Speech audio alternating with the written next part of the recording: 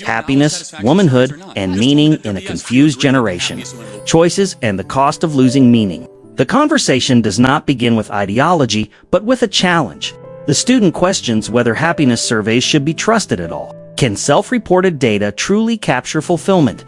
Or are such surveys flawed, especially when people answer them during stress exams or personal crisis? Charlie Kirk surveys and the question of happiness. Charlie Kirk responds by pointing to repeated studies suggesting that women in the West who are married and have children often report higher happiness than those who pursue career and income alone. His argument is not framed as condemnation, but as observation. Happiness, he suggests, is closely tied to responsibility, obligation, and gratitude. According to Charlie Kirk, people who feel grounded and fulfilled are less likely to express anger outwardly.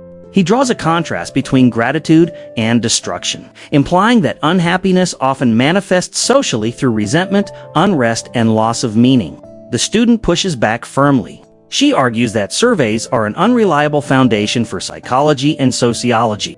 Happiness, she says, cannot be reduced to a single outcome or life model. A person might report misery today and fulfillment tomorrow. Context matters.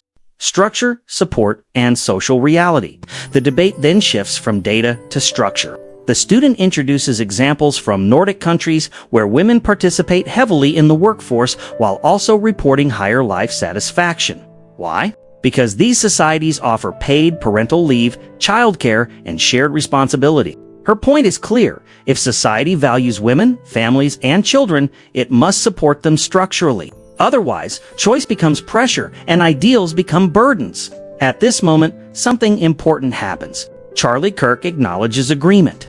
He supports paid family leave and recognizes that policy matters. He even praises family supportive policies such as those implemented in Hungary. This is not a shouting match, it is a negotiation of values, birth rates, freedom, and long-term consequences. Charlie Kirk then returns to a concern he considers fundamental: declining birth rates in the West. For him, this is not just a demographic issue, but a cultural and emotional one. A society that stops having children, he argues, loses continuity, purpose, and hope for the future. The student responds with a philosophical question. What aspects of womanhood are biological, and what aspects are social? And further, why should one moral framework focused on birth rates outweigh others centered on personal freedom? Here, Charlie Kirk emphasizes that freedom and responsibility must coexist. Personal choice matters, but choices also have collective consequences. A culture built only on individual desire, he suggests, risks long-term emptiness. A Shades of Romeo perspective, beyond statistics. From my perspective at Shades of Romeo, this conversation goes deeper than politics or sociology. It touches the human interior, the place where meaning is felt, not measured. Happiness is not just a number on a survey. It is an internal state shaped by connection, purpose, and care. Data can highlight patterns, but it cannot heal disconnection. This is where simple human actions matter. Offering a flower freely does not tell someone how to live. It does not impose a moral framework. It creates a pause, a moment of presence, recognition, and shared humanity. Responsibility meets connection. Listening to Charlie Kirk in this debate, I hear a call for responsibility. Listening to the student, I hear a call for compassion and structure. These are not opposites. They are incomplete without one another. A society cannot thrive on freedom alone, nor on obligation alone.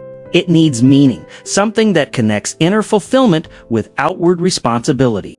What this debate really reveals, this campus exchange does not provide a final answer, and that is its strength. It reminds us that happiness cannot be engineered, outsourced, or reduced to slogans. Charlie Kirk challenges students to look honestly at outcomes. The student challenges him to respect complexity. Between them lies a truth we often avoid. Fulfillment grows when people feel supported, connected, and needed. And sometimes, that growth begins not with policy or debate, but with a simple gesture, freely given, reminding us that we are still human.